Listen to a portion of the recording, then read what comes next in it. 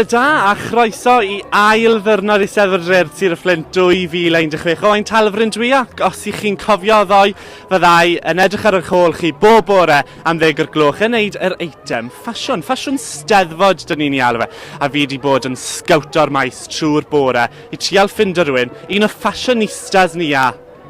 Chi'n gwybod be, fi wedi ffindo un. A mae hi wedi teithio'r holl ffordd y Gaerdydd gyda fi. Dyn ni wedi teithio o Gaerdydd lan i Sir y Fflint. Siwr i ti Rhiannon? Fi'n iawn, diolch. So dyma Rhiannon pawb. A mae Rhiannon, co beth mae Rhiannon yn gwisgo?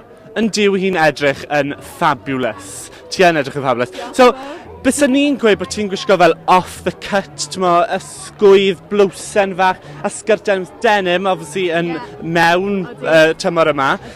Nes ti feddwl am beth ti'n mynd i wisgo bore yma, neu ti'n un o'r bobl mes i jyst yn twlu rhywbeth mlaen? Really, fi jyst yn twlu rhywbeth mlaen. Fi'n licio ffasiwn, mae lot o ddillad da fi, ond fi'n licio edrych bach yn quirky. Fi'n licio, fel ti'n gweud, fi'n byw yn Caerdydd, so lot o ddillad off yr High Street yn dy fe.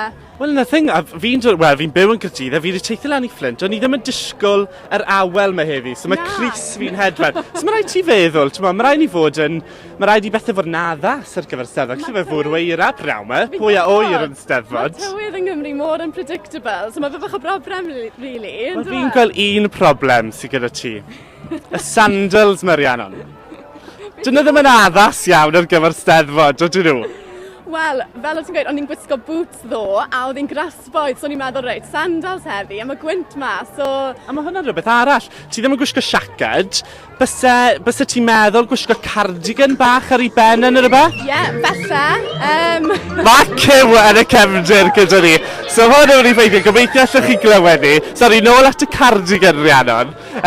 Wyt ti'n meddwl bydde hwnna'n ychwanegu at dy wisg ti? Mae da fi rhyw bomber jacket werdd yn